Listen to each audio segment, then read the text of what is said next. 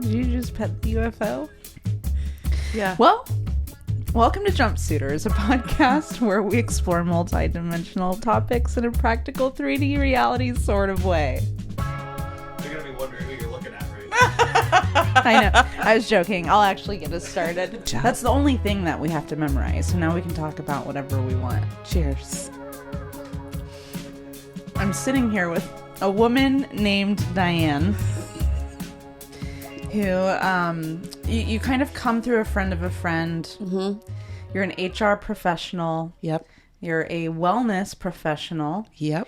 And you decided to fly across the country and hang out with me. Yep. Thanks You for letting me You kind stay. of insisted. Yeah. I said, I need to come here. So I said, why don't you stay at my house? Great. Yeah. And so she's here now. Thanks for having me. Yeah. You're on your welcome. podcast and in your house. Yeah. Maybe we start with why you're here. What drew you here? Oh, what a great question. You You drew me here. I'm actually curious. So I met you through a really, really talented creative director named Nick Rigacki. So talented. So talented. He loves hearing this, by the way. I know, that's Yeah. why I'm saying it. Yeah. I'm looking at you, Nick. Nick. You got to hear this take. Yeah. Who for many months was like, oh, you got to meet the founder of this company. I think you guys would really get along. And I was like, great, give me your information. Like, send an email. And he wouldn't. And I was like, why are you being such a weirdo Bitch. about this? You were I gonna was say going to bitch. say bitch. But then I was like, oh, that's kind of mean. And if he hears this, I wouldn't want his feelings to be hurt. But I love you, Nick. And Diane's in HR. Yeah, keep going. I say love bad it. words in HR. Yeah, I love it. It's that we'll get into that. Yeah, okay. So we finally had a conversation when one of the companies that I support was looking for branding and agency help. And then when I talked to you, I did not want to talk to you about that stuff. I was so fascinated in how you work and the company that you created and who you are. And that was why I wanted to come here. Part of the reason. Thank you. And I think part of the reason was I remember you saying, you need to see me Yeah. and what I do. Right. Which is really hard to describe in a podcast. But now you've seen me for, I don't know, like 12 or 13 hours. What would you describe that I do? Those words you said are accurate, like HR, wellness. Yeah. Well, I'm still putting some pieces together, but I Yeah. would say, here's what I observe about you so far. You genuinely, you have a deep ability to see a human and a kind of voracious curiosity, or at least that's how I'm experiencing you. It's true. It's the kind of like this, like, who are you? Yeah. And you kind of look at it holistically. Like, I feel like you're exploring me as a founder, as a human being, as like, what are your values and why are you running your business this way? And Right. how are you living your life? And what do you do when you are experiencing this emotion in your body? Like, I just feel like you're exploring every single aspect of me very quickly. Right. Yep. She gave me a Thai massage yesterday. How was that? It was awesome. It was awesome. And not just because it's like a massage. I'm neurodivergent and I just have this like incessant need to be compressed. Mm-hmm. And you were like sitting on me, squeezing me with your body. Yeah. And I'm just like, how did this happen? That a stranger in the ether flew to my house and now there's so much trust that our bodies are like, I'm literally sitting on your arm. yeah. Right. And so there's Yeah. to like mirror back more to you, like the fact that you can show up in that way and have immediate trust with a nervous system. I find that really compelling. Thank you for noticing that. I will also say that part of why I wanted to come down. So originally I was like, cool, I can't wait to meet this person. She's done all this really cool things. She's exploring things in consciousness and in branding, marketing, agency, like the stuff that you actually have to produce to tell stories. And we needed that in this company. That was like why I got on the phone with you. And the more I learned about how you do things, I felt there was a trust and integrity with you, that you would listen to what we needed and be able to tell the story through the lens of the founder, not your lens. Yeah. And was really curious about all of this other stuff that you're exploring and felt an immediate trust between you and me, and was just felt like there was so much to explore here, as has been. I've had this happen in other parts of my life. I met this woman, Rebecca, who's now one of my best friends, and it was the same thing. We started talking. I don't know if I asked if I could fly to her house because it was during COVID, but we went on a trip together for 10 days hiking through Portugal. So that was like kind of similar. It's amazing. Yeah. I posted on LinkedIn a couple days ago something like, a lot of people are spending a lot of money advertising you to get you into a marketing funnel so they can take your money. Yeah. And I'm just trying to vibe and get you on my Signal. Do you know what Signal is? It's an encrypted app. It means like... No. It's like more private than a text message, which means we can talk about anything. Why are we on Signal together? I don't know. Well, we will be. Okay, great. Yeah. So... Okay, cool. That's very exciting. But like I think this dynamic right here paints a really good picture of what that looks like. Yeah. Because very quickly there was resonate. Thank you. Very quickly there was resonance. Yeah. In a way that's like, oh, I could trust that our companies can work together. Oh, I can trust that there's something deeper interpersonally to explore. And then also you ended up being like, how do I work for you? And so there's like a quick blurring of the line of client and agency. Right. And kind of just like humans that are on a similar frequency who are looking for really interesting ways to collaborate. Yeah, I think that night my husband was like, how did your call go? And I was like, oh my gosh, it was great. Let me apply to work there. And I got on that app. You did. While we were laying in bed, I just started applying. I felt really good about my application. Yeah. Yeah. Yeah. I don't know if it got reviewed or not, but maybe you could put in a yeah, good well, word we don't for have me. any employees, you know, so you Right. kind of got put in this ether in my head and also in a database of looking for a moment where a client would need someone like you as a 1099 that we can pull in and collaborate with. Okay, and that's a good segue to talk about what it is that I do. Yeah, let's dive in. Okay, so, man, this is such a fascinating question, and it's evolving so much. During the day, I'm the head of HR and culture for a nonprofit based in Philadelphia. We're a hunger relief nonprofit. It's founded by two amazing people in Philadelphia I had no intention of working there. Someone said, oh, I have these people that might need some HR help. And I was like, yeah, cool. I'm building my wellness side of things. Like that's where I want to focus. At the time, I was teaching a lot of yoga. I was seeing like 7 to 10 massage clients a week. And Thai massage is like different. It's different than regular massage. So it's like, some people call it therapy. It's different. It's so rad. Yeah. And human design readings, and as part of a coaching group in New York City where I do all this stuff, wellness stuff virtually for people. So I met with the founders who are such passionate, amazing people, very similar to how I felt when I met you. And I wanted to learn more. So I did an audit and I asked a lot of questions. And then I wrote this 18-month roadmap. And I was like, yeah, I'm not giving this to anyone. So I'm just going to do this if that's okay. And it's an organization of such talented, passionate, amazing people doing incredibly important work in a way that really resonates with my personal values. So like starting with love in every conversation, every act, every email, everything. And then the product is sharing millions of pounds of food each week. This is Sharing Access. Look it up. It's great. Volunteer.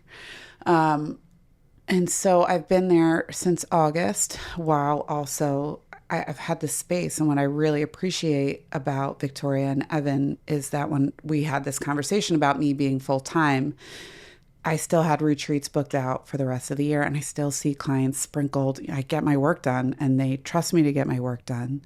And I still have the availability to do things like this and show up. And I think my experience is that it feeds the work that I do. So that for me, HR, it's kind of like a bad word, you know, like when I think about or had thought about HR professionals in the past, it was like bureaucratic, policy driven, not people that are on your side. And when, for me, how HR lives in a day is really supporting the humans on the team. And it's really more about the organizational development and the culture piece that gets me excited. Yeah. So sitting down with the founder and getting to understand, like, who are you fundamentally? And then what are your values? And then how do we write that in a way that's like the top of the prism? So that from this place, the values really shine a light on everything we do. And then we work on the mission and the how. And so putting the foundational pieces in place of values, but then process and procedure and structure and job descriptions. And like, these are the steps that you take when you want to get a promotion or if someone needs to get written up for something, so that there's some kind of consistency. And then helping to build stability and trust on a team is nice. really exciting. That's an interesting way of looking at someone, like a founder's multidimensionality. Yeah.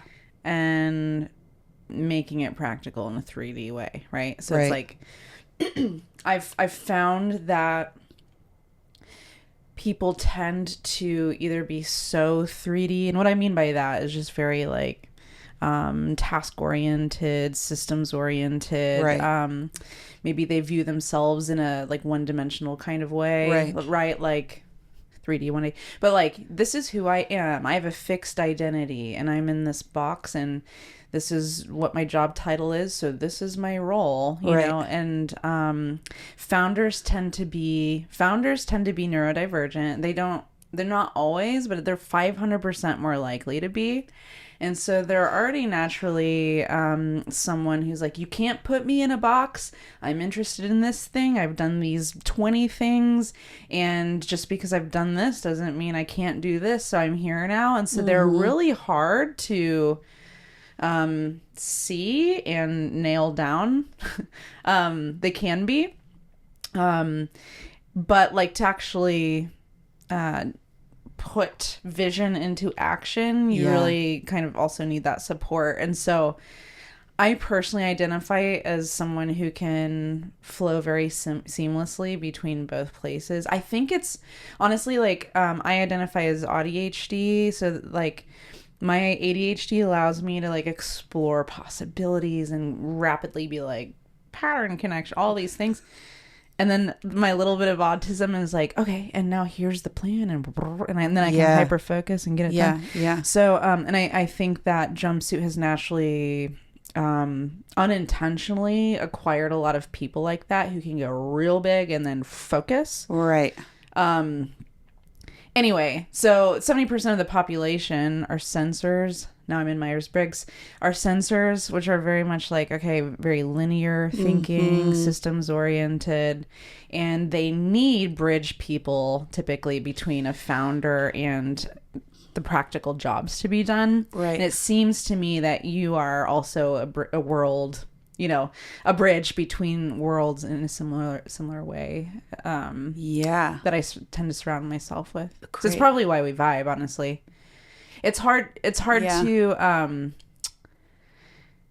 there's a lot of like, because of the ad that I ran, there's a lot of profoundly spiritual people who are coming my way. And I'm very curious to meet them and explore them and see what they're experiencing. But it's hard for me personally to think about how to activate someone like that because I'm still in the business world and helping businesses. Right. And that's something that you and I have talked about. That one of the things Did you just throw off your... No, it just fell off, but I've got something to say about this. I just threw my shawl on the ground. Yes. What I've noticed about you is your ability to do both and speak to both. So there's like this, you're grounded, you're very practical in how you operate your business, how you support clients, in getting on calls, making sure deliverables are happening, that we're talking to people, all that stuff back and forth, blah, blah, blah, blah, blah. Yeah. And then there's this whole other piece that you're able to explore about consciousness and exploring your own identity and the identity of others and your purpose and all these different spiritual facets. Yeah. And having, for me, I think having a foot on each side is part of what makes me different and the work that I do different. And I love being a bridge. I have recognized that that's where my sweet spot is Yeah. I'm so endlessly fascinated by fascinating people and other people maybe that are like a little less fascinating, but everybody's fascinating in their own right. Right. And so this idea, one of the things you said was like, it's hard to pin founders down. And I don't think they need to be. I think one of the things that is important for someone that has that like dreaming capability, they're going to need some grounding, of course, and people around them that can be the supports, because in order to like keep that momentum of like the dreaming and the connection and the relationship and the ideas and the expansion of a project, there are people that need to be underneath them to help just bridge their dreams to the team that's going to get the work done. And I'm a getter doner. I can have my own dreams about all kinds of stuff, and I am very much a getter doner kind of person. And so I think like one of the things I've said before is that I see myself like a window for these founders, like functionally, right? So a founder has a vision, a mission, values, and then this window, me, amplifies that with the company. And so human resources, culture development, VP of vibes, whatever it is helping to say like, these are the things that are important here. These are the 6 qualities. You know, we lead with our heart. We're heart-living, but data-driven, heart-led, whatever the things are, and then weaving those statements, those actions, those intentions behind all of the practical tools we have. So that's like an interview guide, right? That's reference check questions. That's job descriptions. So that when we're building a team of people, it isn't just like moving off of pure vibes, but being able to translate this into words for someone that might not be like a dreamer like the founder is, but someone on their team who they need as a program manager or an operations manager that knows the language, that knows the questions to ask and what we look for. And then it translates into all of the actual day-to-day work that we're doing to make the company function, to move the food, to serve the coffee, whatever it is that the company is doing. So it's a critical piece to have both things there. Well, you're taking vision, vibes, what, you know, whatever's up here. You are, unless you are a founder that can also translate and implement, like it feels really important to have an advocate. Someone like you who can be like, got it. We'll go make that happen. And you're translating that in very practical ways, an onboarding document, whatever, like deliverables, like things that will repeatedly teach people the way. The way of being here, the culture, whatever you want to call it. And but those kind of things are not dynamic. They're static, right? And so then what I heard you say earlier when we were talking that you do is like, then you embody it. You are, you're modeling it to the team. So when we were talking earlier, you're like, so when we start a meeting, sure, there's an agenda, but I'm teaching the team how to set an intention. Intention's different than agenda. And I have been in many, many, many business meetings, and I can tell you that I have never heard anyone out loud say, now let's set an intention. What does that look like practically for you? This is a really great question. Yeah. Are you asking me what that does? Okay. So we have a manager meeting every Wednesday. Everyone that's in charge of leading people or responsible for helping support people in the organization comes to this meeting on Wednesday at 2:00.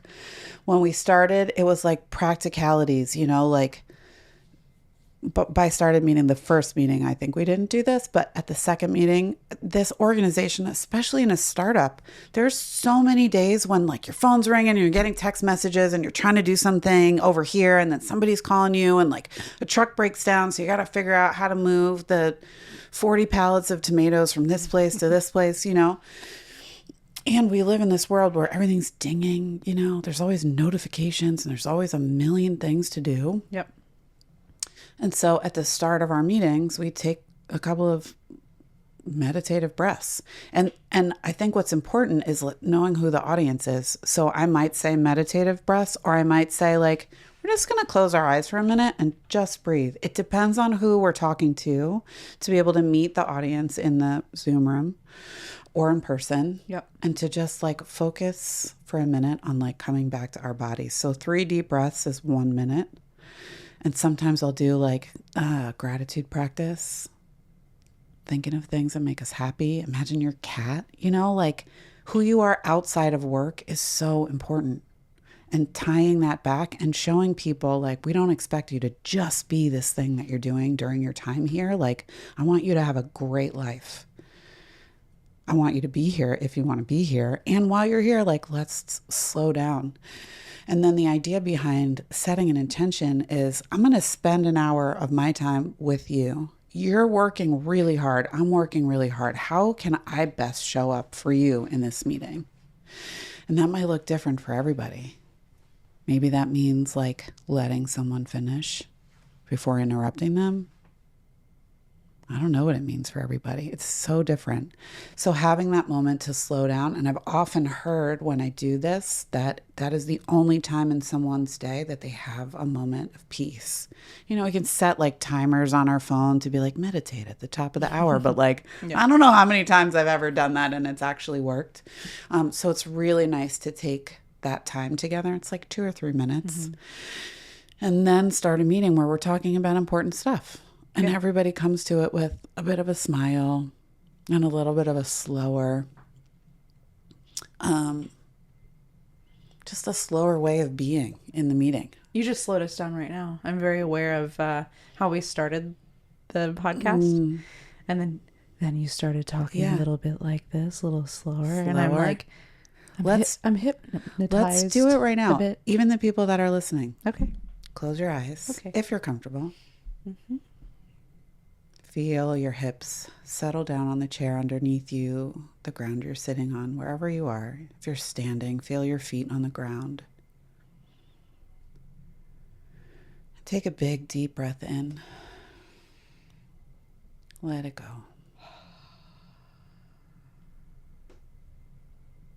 As your hips begin to settle, maybe the crown of the head reaches up. Maybe the shoulders come up to the ears and slowly releasing down, creating a little more space between the collarbones for the breath to move.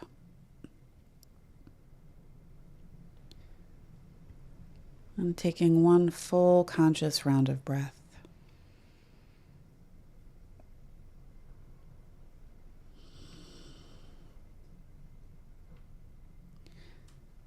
And when you're ready, coming back to the space around you with a little more presence.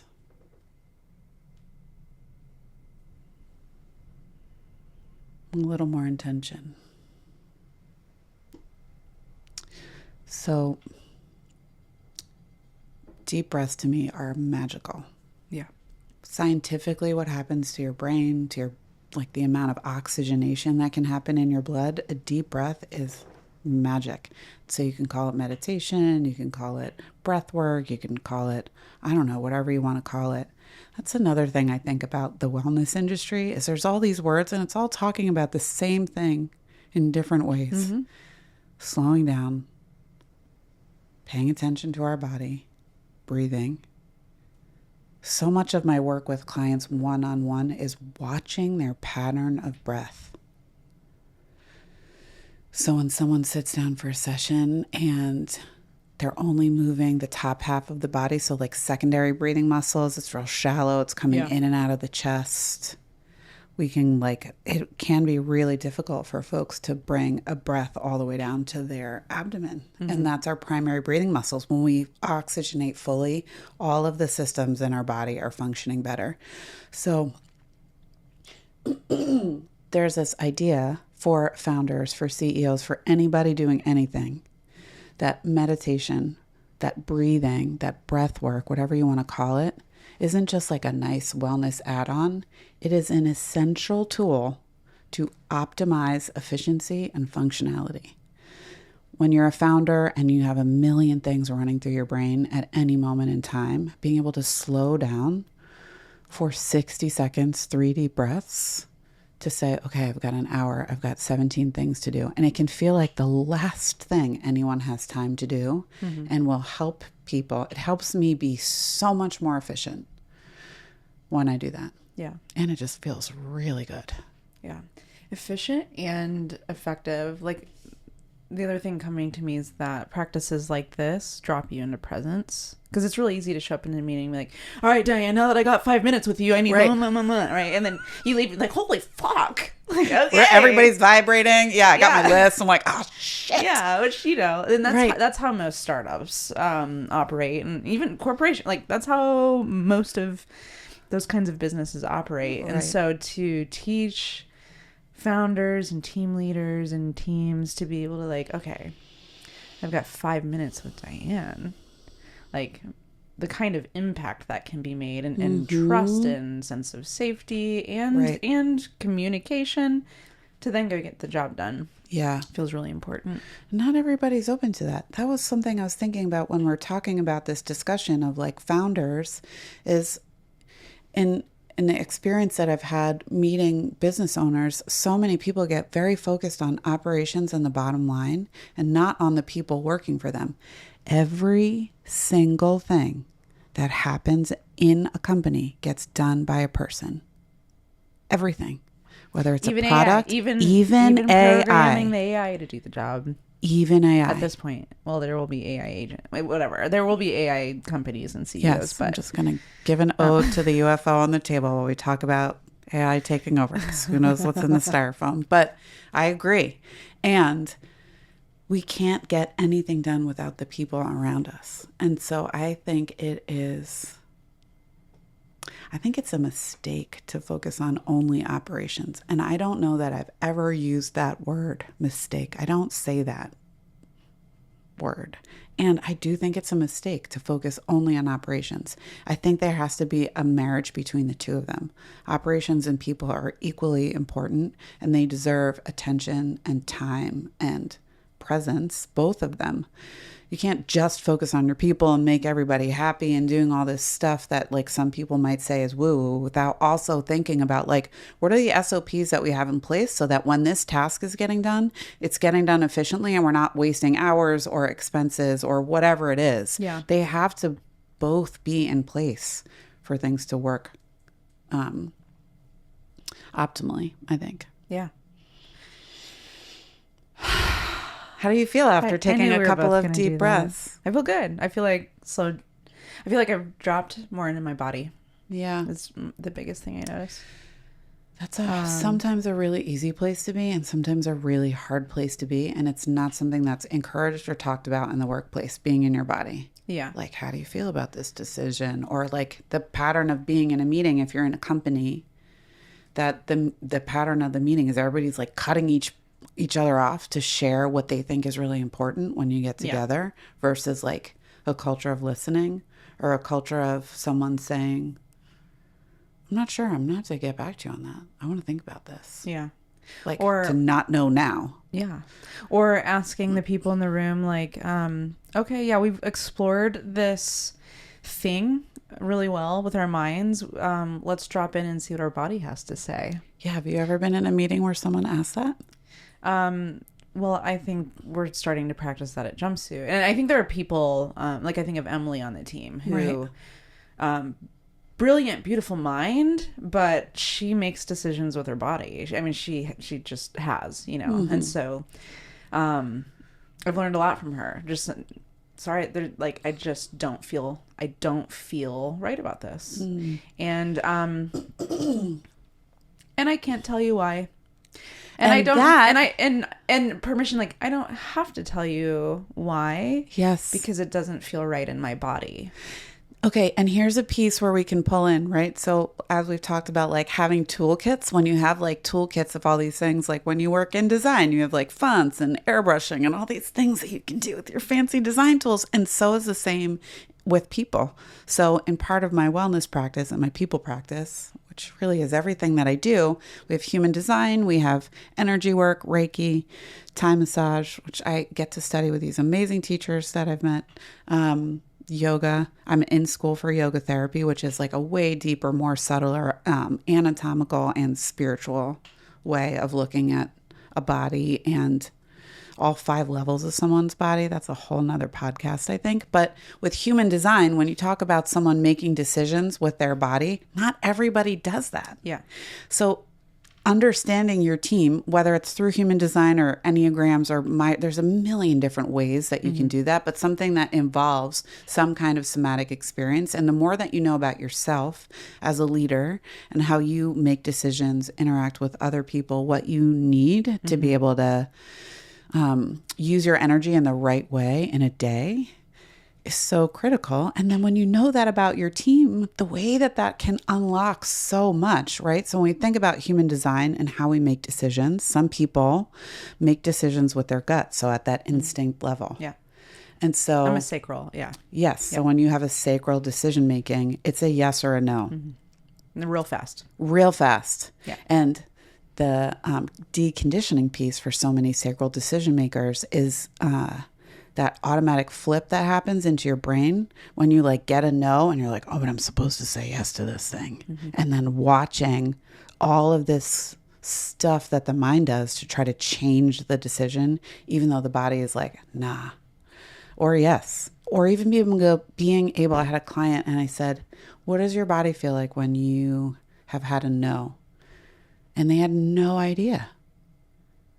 This person was like 38 years old. And like absolutely no judgment, but it was like a beautiful way that we could start to say, wonderful, let's start to pay attention. Yeah. Like when you are in a situation where it feels no, like my chin pulls back, my whole body recoils. Yeah. I'm also a sacral decision maker. Some people are emotional decision makers. They need to process. Mm-hmm. That's like a 28-day cycle on a big decision, like a move or a job, a full moon cycle for that person to know, to be able to reflect to people that they trust. And so knowing this about your team, like, okay, Emily is a sacral decision maker. She's going to be my yes, no person. I'm not going to push this other person sitting next to her to make a decision because I know that they're an emotional decision maker. I want to give them some space.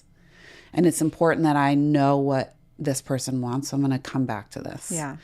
You're probably making a lot of people watching this very happy because you're in HR talking about human design. I mean, it's not uncommon for HR or companies to adopt the Myers-Briggs, right. Even the Enneagram over the past several years, DISC for sure, Strengths DISC Finders, for sure. right? Like, I have friends who've started a company looking at all these tools, and they've been like, I don't know about human design.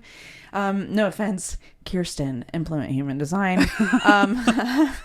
No, but it's like, I want to talk about that because I think there's a little bit of fear for people who don't understand the system because it's associated with astrology and that feels woo. Right. So like how, as an HR professional who is grounded but also very in tune with the energy and the strategies of the person, honoring the differences of those things. Why do you think it's important to start to build companies that work with human design? Oh, what a great question. And how do you even get started? That's a really fascinating question. I'm going to take a minute to think about it. And you can cut out that minute in the editing. This is also this in action. To not respond immediately with what I think might be the best answer, but really like, what do I think about this? Mm-hmm. It's really tricky. It could be really tricky to bring something that people consider woo-woo into an organization. I think it's essential because if I know, for example, my husband is a projector. I know his energy type. I know that means that he comes in with these amazing ideas, but then he has to back out. I'm a generator. I get up at 5 a.m. I start working on all of my stuff. Sometimes I go to bed still working on stuff. And now that he knows that about me, he won't say, oh my gosh, you really need to stop working. He can tell, like, whatever it is giving me energy, and he'll be like, hey, I made you some dinner. Hey, cool, I'm going to put the kids to bed. Like, you keep going. I'm so proud of you. Like, and he knows what I need to do the things and to ride whatever wave that I'm on. And that's why I'm able to be here with you today and to do all of these things and fit it all in and still give each project the attention that it needs. Yeah. And I can see how myself as a generator would be like, oh my God, like this projector, I didn't know this about him. Like, why doesn't he have the same energy? Like, why can't he get things done fast like I do? And the more I learned about how he works, the more I can support him and celebrate the things that he is good at. And the more he starts learning about himself, then he knows, like, yeah, this is just who I am. With every client I've done a human design reading for. And what that means is, like, we get their birth information, city, state, time, and they get a 31 slide document of their energetic blueprint. So it's really for them to understand and to digest. And some of it makes sense right away. Almost every single time, it is things that you already know about yourself that are just getting validated. Yeah. And you can use that to say, like, oh, okay, no wonder I'm tired all the time. I'm a projector. I'm not meant to be like going all the time. I'm meant to work in bursts and then take a break. Oh, cool. My environment is caves. I like to be like alone with people one-on-one and control my environment. Oh, cool. My environment is a kitchen. I know I like to be like surrounded by people and in the flow. Mm-hmm. So companies can use this it is another chart, or it's not System, a test framework. Yeah, you find out everybody's profile and let them know it for themselves first, and then if it's helpful for a team leader to just know, like, the energy type of a person, the way that they make decisions, and maybe the environment that they're most comfortable in. It doesn't have to be invasive, but becomes a common language where people can talk about the way that they work and how they make decisions and what they may need to do their best work, and be able to interact with each other. So really similar to the way that Cloverleaf platform, but very different. And it's giving the individual the empowerment to say, instead of it's an individual saying, like, hey, could you slow down? I just need a minute to process this. And that's on me. That's not on an app, or that's not on anything else. It's the person more fully realizing what they need and then being able to work more efficiently in a team. So I think anything that brings about common language and common understanding when you're talking about HR or organizational development is so important. And then to scale that to an actual human being energetic blueprint will only help a company function or a team function better. Yeah. Yeah. I ran an ad that you're aware of, a couple ads. And one of the ads in particular were it was like, if you do UX and human design, this or that, right? Like, we're talking about these worlds, right? That I just kind of put the signal out. If you're this kind of person who is like an employee in an organization doing a common job to be done, and you are exploring yourself in this way, and some of it's human design, it may be something else, it may be I'm practicing my intuition through tarot cards, or I'm having a spiritual awakening and some psychic abilities are coming online, and yet I still have to go to work, and I know, and fear feels like a strong word, but what I see happening is people don't know how to integrate those two parts of them in a work setting. And so they're either operating very fragmented lives, it's like 9 to 5, I'm this person, and then 5 to 9, I'm this person. Right. Which I think it's fine. Yeah. But the dream for me is that business owners and HR leaders and can actually allow people to experience integration. And it can be especially weird or threatening when we're talking about words like psychic, and so it's easier for me to have conversations like this when Jumpsuit has 0 employees. Everyone's an independent agent, and and I'm making content intentionally talking about this stuff to normalize it. Yeah. So I feel like I have a more sense of permission to be doing this and inviting it. Mm-hmm.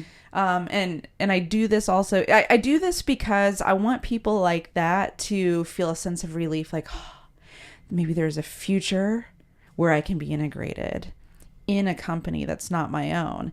And if you can't and you need to go be independent and start your own thing, then Jumpsuit is a brand that can help you help inspire you and help you practically do that. But I dream of a world where there are more companies that have leaders who are aware and awake and who are like, okay, yeah, this is how business has been done, but like, let's push into a new edge. Like, maybe that's through a retreat. Yep. Maybe you just practice something differently with a team once a year just to like have a different kind of more expansive experience. Maybe I think a lot of it happens underground, unless you have a founder that is practicing this.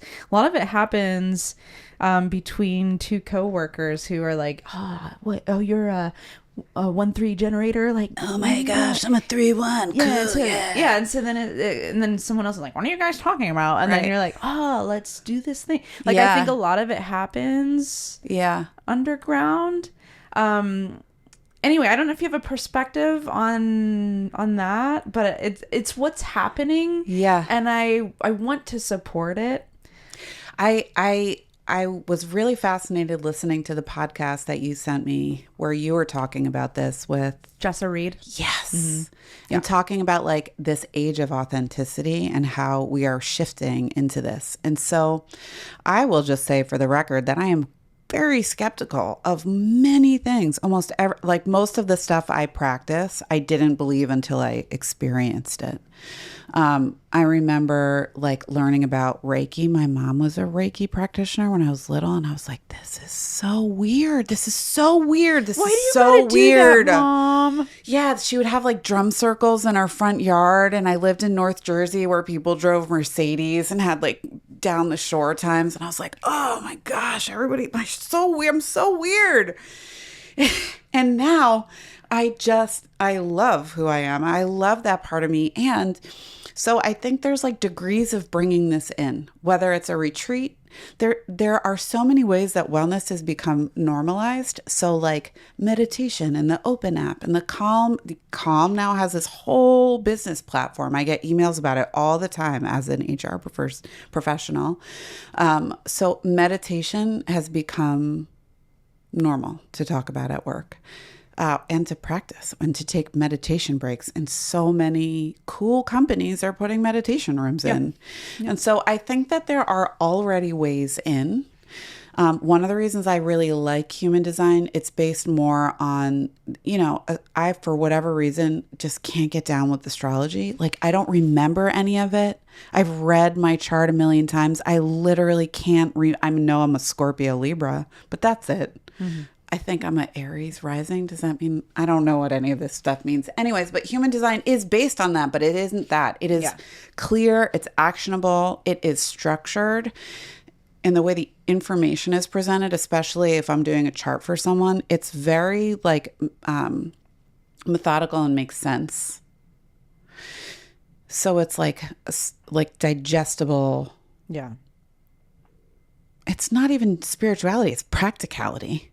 It's like how we work. And so destigmatizing something like that it's this like spiritual woo-woo thing. It's like, yeah, man, I know that if I take on assignments that I don't feel good about, I can put out 100%, 300% above what maybe someone else can do that's a projector or whatever, because when I like something, I do it so quickly and so thoroughly and with so much passion. Yeah. But if I'm taking on a project I don't like, anyway, so just being able to know that's not woo-woo, that's practical. Yeah. It's self-awareness. It's self-awareness.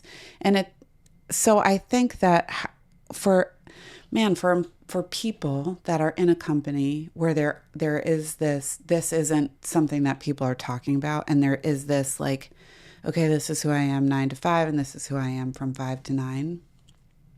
My challenge is like, how do you just become you all the time? Yeah. And that's painful. And it sometimes means that change has to happen. Yeah. And I went through that.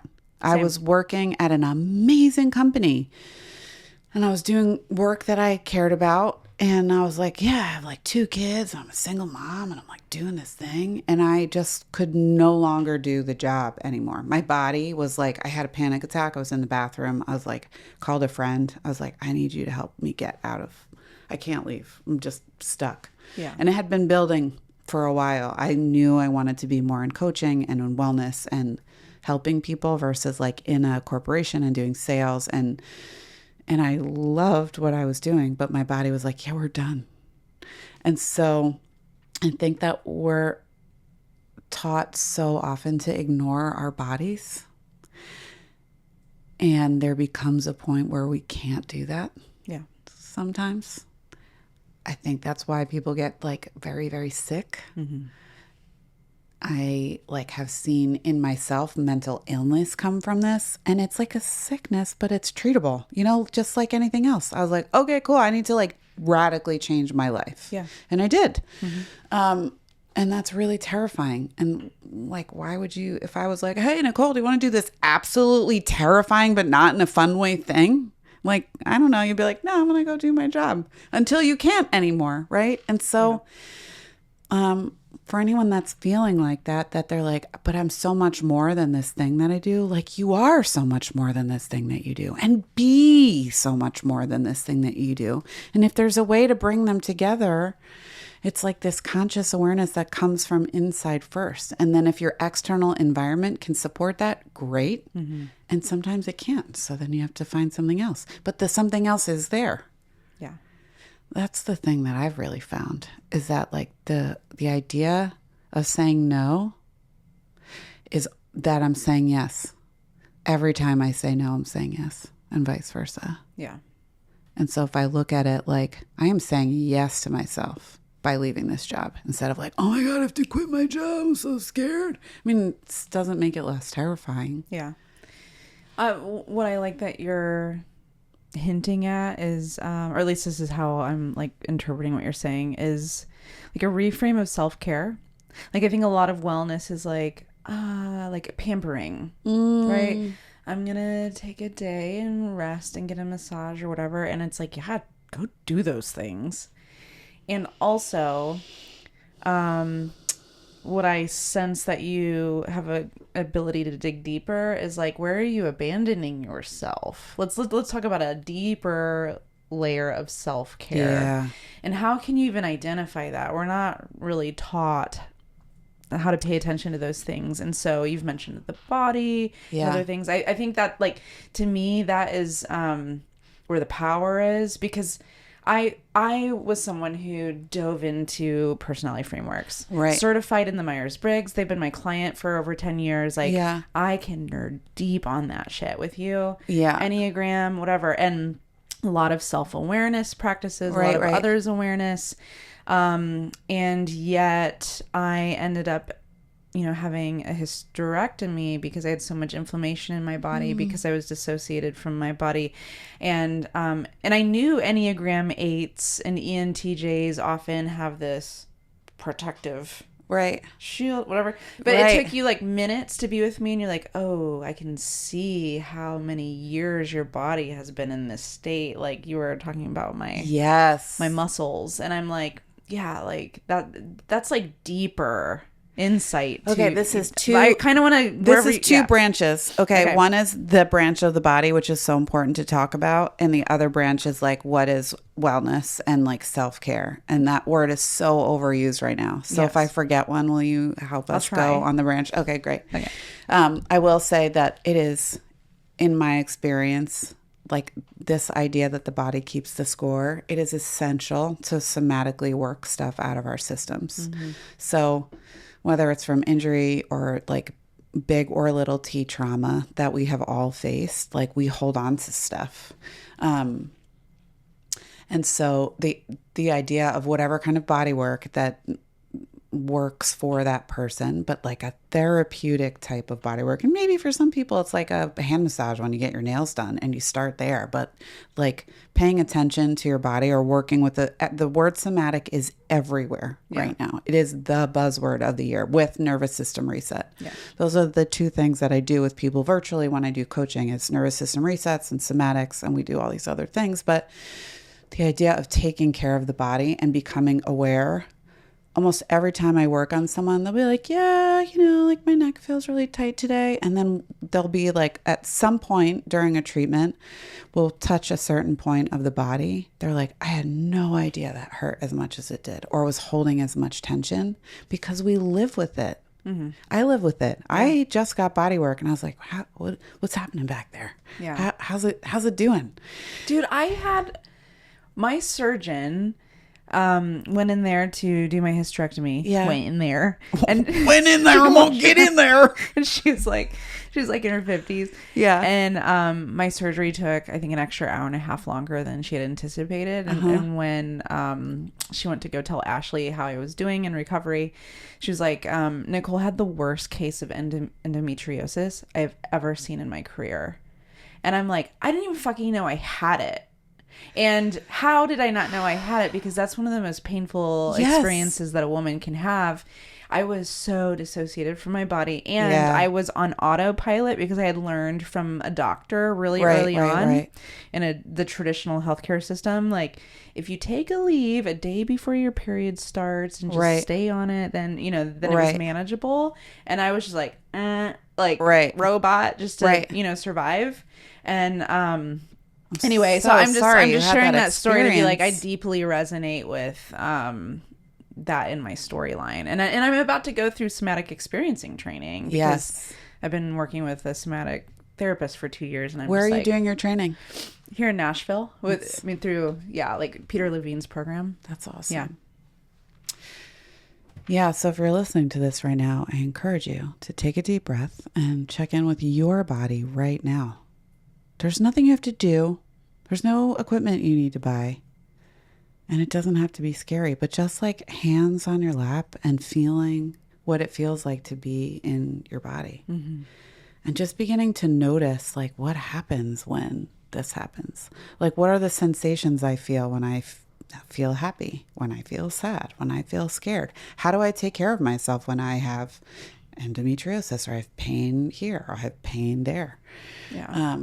And not like pushing through things. So, I mean, and you work with founders a lot, and I want to keep, I know I keep coming back to this, but like most founders are neurodivergent. And so we, more than most people don't have great introspection. So it's like, like literally like, forget to eat because I don't know that I'm hungry, oh my God, I haven't peed in like 6 hours. Right. It's or like, when have I had water? Or like, I have too many meetings. So one of my dreams, talk about like HR and people being able to be themselves, is to be with a company and with founders that I can just be like, you just have to hire me.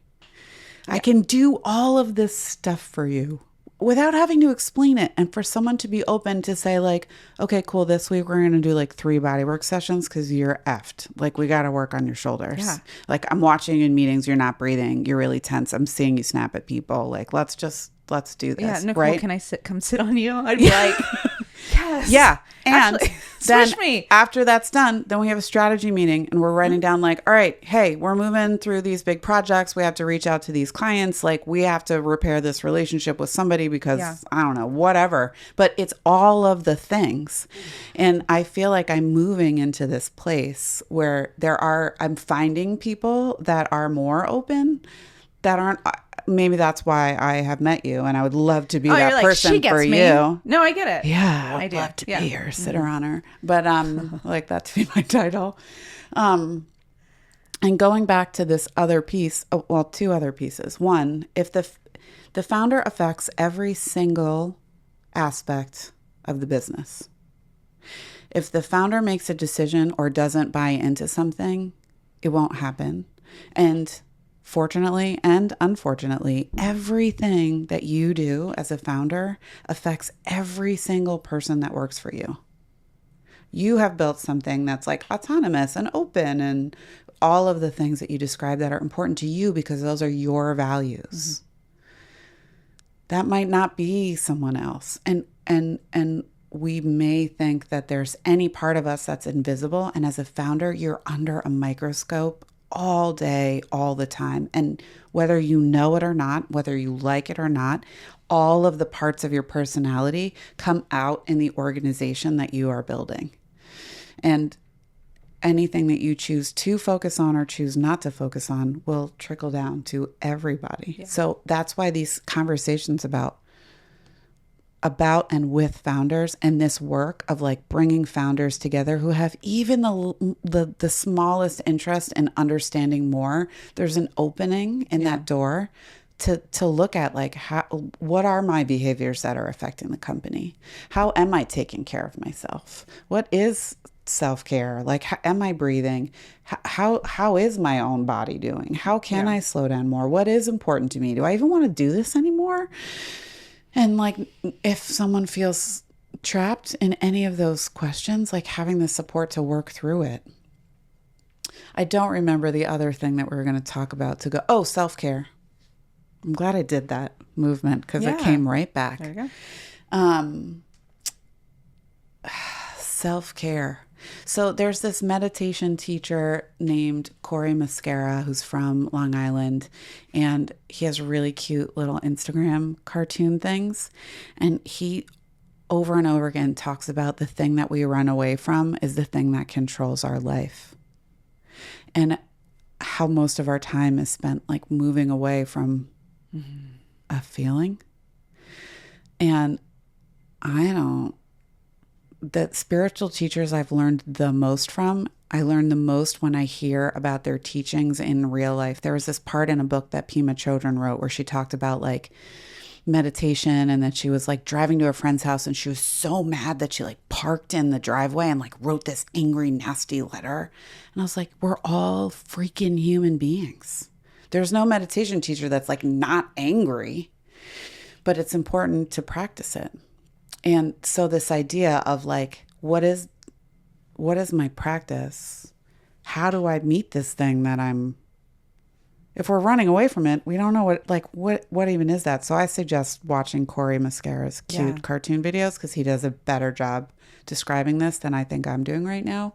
But the practice of doing that, of like just sitting to figure out, to experience like the mouse in front of the flashlight. And so it isn't like this airspace sized fear, that it can become like something that's tangible to meet and to sit with, whether it's hurt or it's fear or it's anger or who knows what. It's so hard and it's so important. I agree. I have a experience to share with you about it. Do you have one too? I want to hear what you're going to say. I was going to say, there's a term for that, and I do not hear it talked about in business, but I do in the spiritual space, which is shadow work. So the idea that there are so many things in our life that we suppress and repress, and it could be an emotion. And it doesn't even have to be a negative emotion like fear or anger. It could actually be a positive one. We keep ourselves away from joy and peace often, right? But there are feelings that we suppress. There are decisions that we need to make that we don't want to think about. There are parts of ourself that we suppress, and therefore we're not showing up in full integrity or authenticity. And we've been doing it our whole lives, and we've been programmed to do it through religion and family systems and all sorts of things. It's like just something that humans do. And shadow work can be done a variety of ways. I personally have been using psychedelics to create a safe environment to give my ego a rest for a minute. So it doesn't have to like overwork to protect me. Yeah. Just give it like 45 minutes or a couple hours to rest, so that my subconscious can kind of surface the things in a safe way for me to look at and then integrate. So, and I'm kind of taking this a bit further. This is my personal journey and my personal interest, but like I would love to work with more founders who want to explore their subconscious. Because also what happens, I found, as you kind of like work through that stuff and gets more of it cleaned out and out of the way and integrated in your life, also in psychedelics, like quick insights, downloads.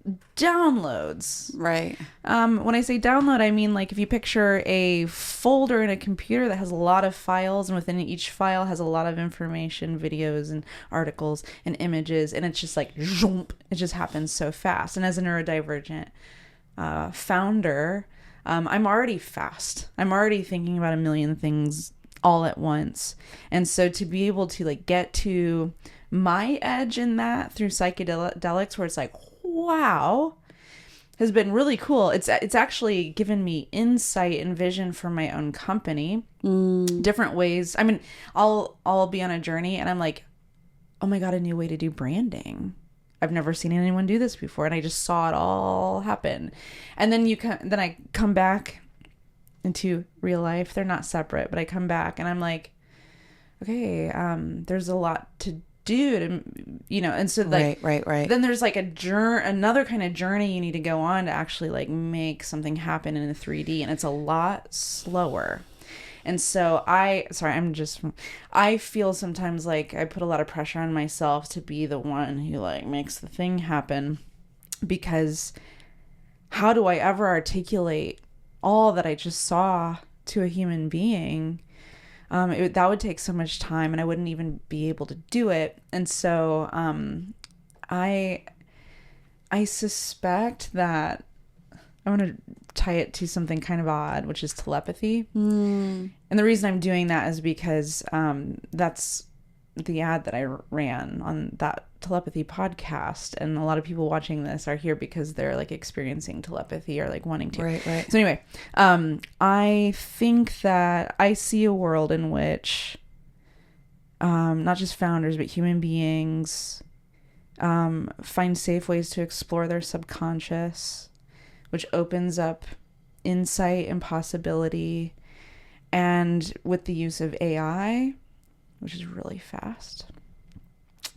And we're experiencing it in a way like you can't fully see what I'm thinking or knowing or whatever, but like we're having an ability right now where you're like, I get you. There's like right, I can see, I get it. Yeah.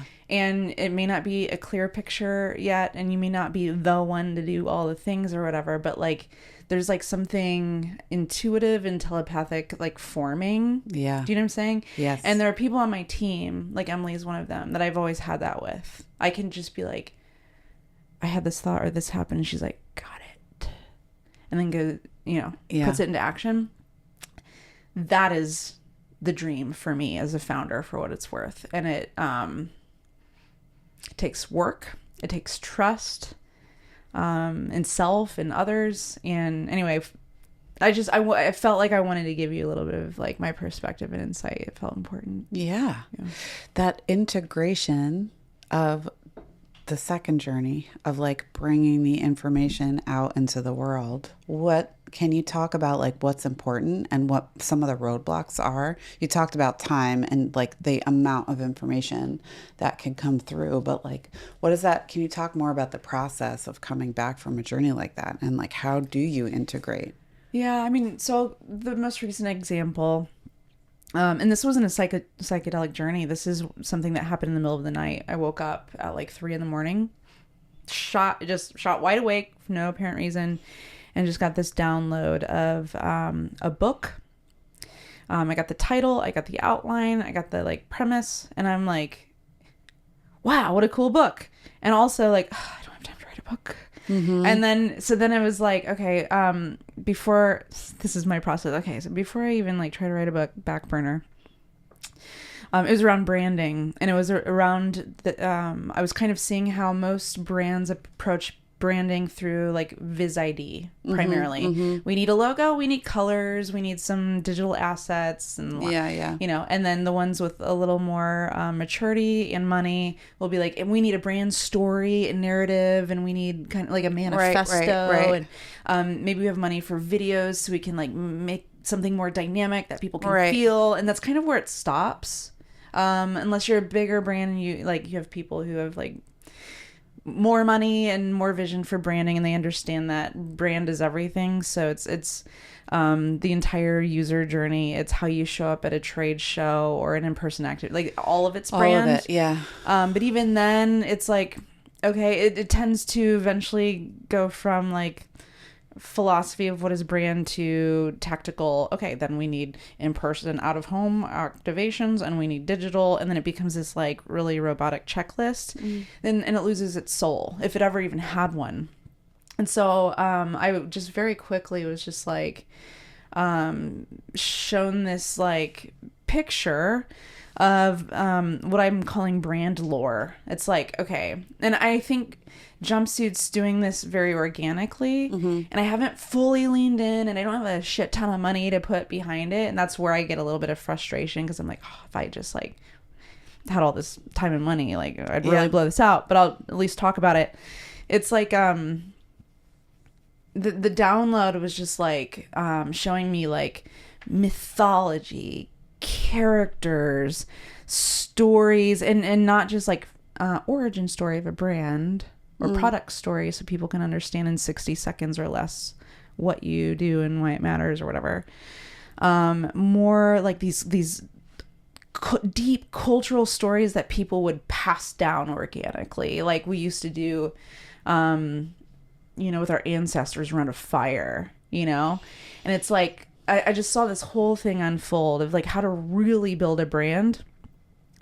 And so the integration I the next day I'm like, okay, first of all, I want to do this with a client.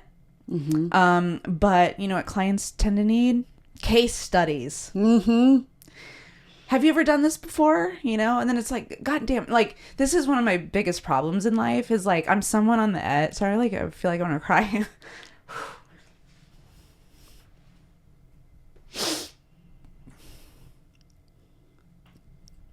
Go ahead at your own time. Take your time. Yeah, the emotion just hit me.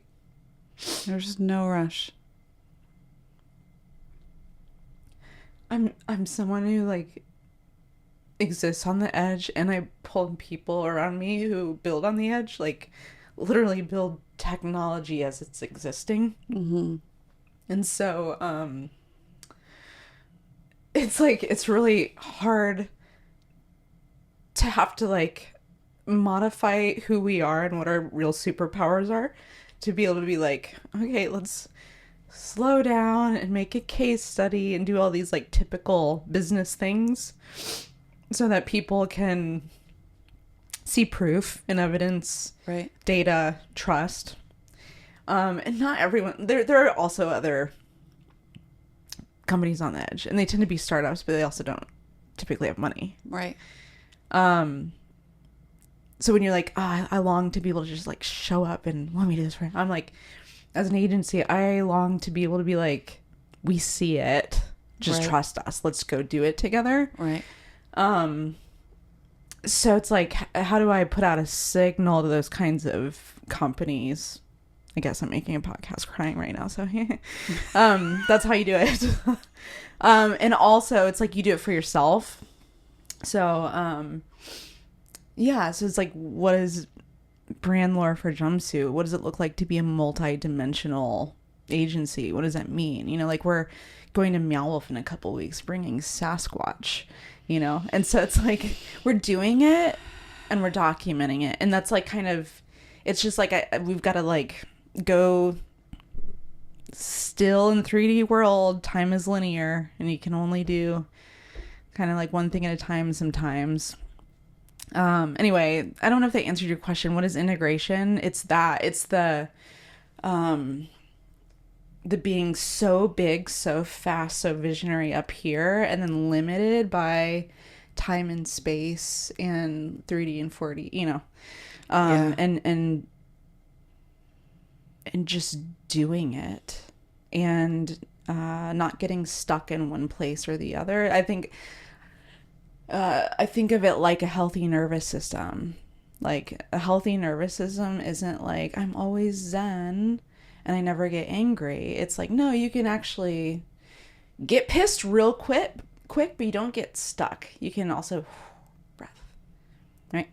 Healthy nervous system. Like that's a healthy business to me, is be able to go here and here without being stuck. Thank you for sharing. You're that. welcome. Yeah. Thanks for being open. Can I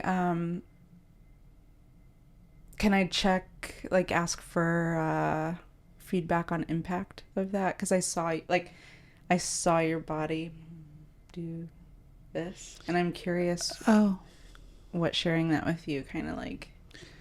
When you were sharing the part about the journey, or just being emotional? Just in general. Yeah, maybe the emotional part. My only reaction was wanting to give you as much space as you needed and forget that there's microphones in front of us. And I was so grateful that you were able to drop in, and proud of you for like being in the thing that we're talking about doing. You were doing it in the moment. And so if the only thing was like, ugh, there's no cameras. It's like just a conversation between us. Yeah. You know, to like give you the space to do that. And like, man, do I fucking relate. I was thinking about that this morning. It's the same exact thing that I said to you earlier in different words. Like, how do I explain this? And when I was a younger person, I was like just trying to fit in some kind of box, but I never did. And I was always uncomfortable. And I was like, I don't fucking know. And so I hear the frustration. I see your journey of like, whoa, cool, okay, write a book. And the like being in the real world and having constraints of time, of money, of like energy in a day to get these things done. Yeah. And this frustration of like, just let me show you. And I have zero answer for that, but I like hear you and I see you. Mm-hmm. And that's a cool way to do things. And I would really like to meet Sasquatch. So would my kids. Did I tell you what we're doing with Sasquatch? No. If you do, I'm going to make you let me come there. You can come. Okay. The problem is it's the day before Easter, so I don't know how many. Well, you're Jewish. Can you come? Maybe. I don't like ham, and that's like an Easter thing. It's not my style. Yeah, so through one of the ads, this guy found us, and he has a nonprofit called Portal, and I forget what it stands for in the moment, but it's basically psychedelic education and destigmatization. And on the board of this nonprofit are the founders of Meow Wolf, which is one of my favorite companies and brands of all time. Yeah. And Meow Wolf has different locations. There's one in Denver. And so on 419, which is like the 420 of psychedelics. Right. Okay. Portal has bought out the entire space, and it's like one big party. There's comedians and musicians and things like that. And anyway, he's like, Jumpsuit needs to be there. Come. That's for amazing. Free. Anything you want to do, come. And so I went to my team, my roadshow, like retreat people, right? Not my like, let's set up a B2B trade show booth. Right. We're like fucking Meow Wolf. I love that name. Makes me smile every time I hear it. Yeah. Meow Wolf. Meow Wolf. So what do we want to do? And so Lala, who is Sasquatch, we came up with this concept for like a room that kind of looks like a cave. Yeah. The activation is called Bigfoot Believes You. And so Sasquatch will be there with a fake fire and probably a stump. Yeah. Inviting people in that experience to sit down for a moment and share the thing they're experiencing as a human that just wants to be heard. And because we're in a psychedelic environment, it could be a psychedelic experience they had. It could be something they experienced in an altered state of consciousness. It could be a near-death experience. It could be, I remember being born, or I remember a past life. It could be anything. Yeah. It's just Bigfoot Believes You, and it's a chance to be witnessed and heard, and Yeah, and we'll document that, so we'll capture all the audio and then, continue to use that as social or Patreon content. And so that's one thing we're doing. We're also going to be in the VIP room, and we're going to be serving hape, so it's like a type of plant medicine. Amazing. That's legal. Yeah. And so, we're showing up for that, and we're excited, and it feels so cool. That's amazing. And so this is the answer to the thing that you said about like, I just want people to, it's the right people at the right time. And like this work that we're doing is not, there aren't a million case studies. Yeah. And so it's finding the right person that's like, when I text you like, hey, we have to meet each other, so can I come down? And you're like, yeah. It's finding those people. Yeah. So finding the founder, finding the agency. I would like to put out a call, request please, for a human design platform that companies can use. That's simple. There's some really great apps out there that folks use, but something that like could be used by managers and teams, or something that I could use as a tool to say like, cool, I'm going to like get consent from people. I'm going to gather this information. I'll have like, they can decide what they want. The individual can decide like what parts of their profile they want other people to see. Yeah. I mean, that would be Cloverleaf if they implement it. And by the way, I'm a little behind. Like I don't follow it. So maybe they have. Maybe they have. Kirsten, have you implemented human design yet? Well, that would be great. And it would be great to be able to go in and to talk to companies about why it's important and how to use it. Yeah. Especially with the founder. Yeah. The one-on-one will never get replaced by a machine. I don't think. It's a really cool activation that you're going to do. Yeah. And that's brand lore. Remember that one time Jumpsuit took Sasquatch to Meow Wolf? And all these stories that emerged, right? Like, it's so transformative, the idea of like being seen and being witnessed. Yeah. One of the things I've learned, so when I was 15, I wasn't doing so great. And I had this opportunity to like change my life. And I was introduced to some spiritual tools. And it was like on pain of death that I was like, okay, cool, I'll meditate. I'll like study Buddhism. Like I'll learn Qigong and do standing meditation every day. And it changed the way that I view myself and that I view everything in the world around me. And I don't know why I started talking about this. What were we talking about right before this? The power of being witnessed. Power of being witnessed. Right. Thank you. So I've really been aware of presence and support when people are going through things. And support and presence, like often in society, looks like handing someone tissues or like trying to do something or like solve a problem. Yeah. Like, I'm good. I can figure it out. I just want you to see me and hear me. And the power of being able to do that, especially in this way that's anonymous, like to a character. Like, it's cool to do that with a human, but to be able to, that thing that happens when you're on a plane, or maybe it doesn't happen on planes anymore because no one wants to talk to each other, but that used to happen on planes where you'd like meet someone random that you'd never see again, and you'd have this amazing conversation to just be seen and heard by someone. You never see that person again, most likely. But it's this moment of connection, especially right now in this time. In this country where people are like not being seen and heard. So it feels so cool and important that you're doing that. Thank you. Are you getting emotional? I'm so emotional. I've been emotional since I woke up. I was laying on the biomat this morning. I was like, I feel like I'm going to cry and I have no idea why. And when I saw I think I talked to you, and after the first or second time I talked to you, you sent me a video and you're like, you have to check out our road shows. It was of North Carolina.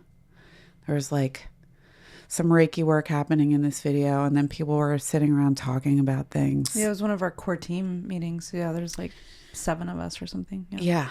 And I don't know how to put into words the experience that I have in meeting you and talking to you, but since 15, and I'm 43, so all of these years have been doing this work on myself, this spiritual journey as my life continues to evolve. And I think some of this is about like weaving together, like you said, cleaning things out. And so much of my experience of like emotion is just like weaving this quilt that becomes like the person and the experience that I am and the energy that I am in the world. And all of the things that I saw you doing as a core team were the things that I've been doing for 30 years. And again, like it's hard for me to put into words the feelings that that's bringing up, but it's bringing up like this like deep sadness and trust and like this like coming home feeling or something that I can't like quite explain and feels like a little funny to say because I met you yesterday. And it's like bringing back all these parts of my life from being 15 and like finding a spiritual way of life. I don't quite understand it yet. Yeah. Words often fall short and our minds don't understand, but like that's where it's like I feel you. I don't know that we even need it now right now. We can just like be in it right with each other right now. Yeah. Mm-hmm. Thanks for that.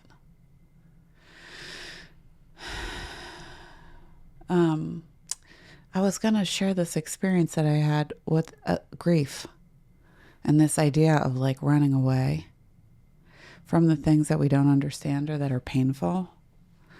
I consider myself a pretty spiritual person. And like when I don't want to feel something, like, oh my gosh, all the ways that I'm like, oh my gosh, we totally need to do 14 more retreats this summer. I'm going to plan them right now while I'm driving. You know, like I was sitting at this table at a retreat that I was leading and I was like, we have to do this again. And it has to be like affordable and accessible. And we're going to do it in this house. And these are the people that are going to come.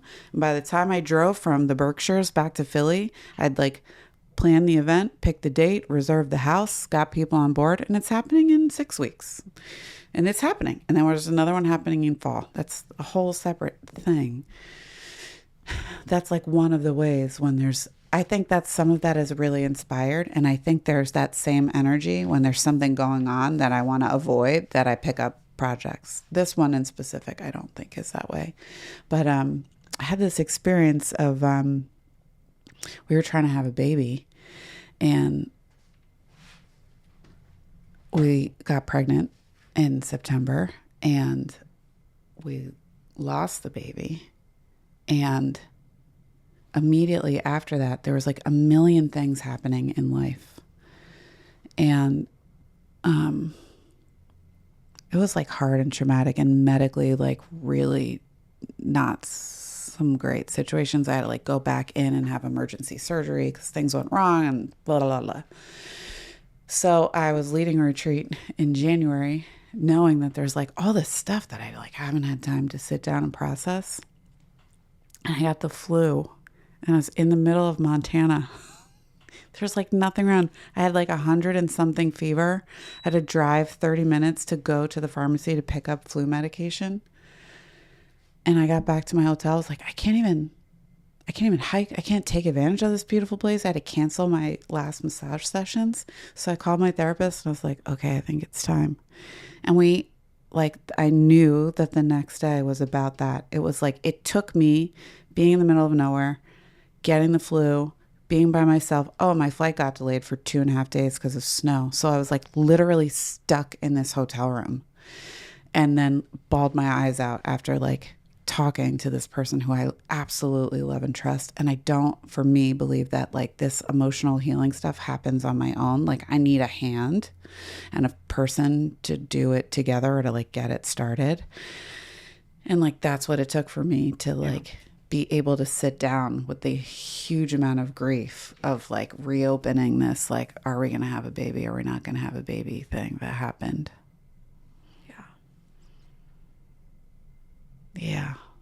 Yeah. I love that. I'm thinking about an experience I just had this weekend, which I was telling you about earlier. A pastor who came here to deconstruct, do psychedelics for the first time to really meet himself in an honest way. Yeah.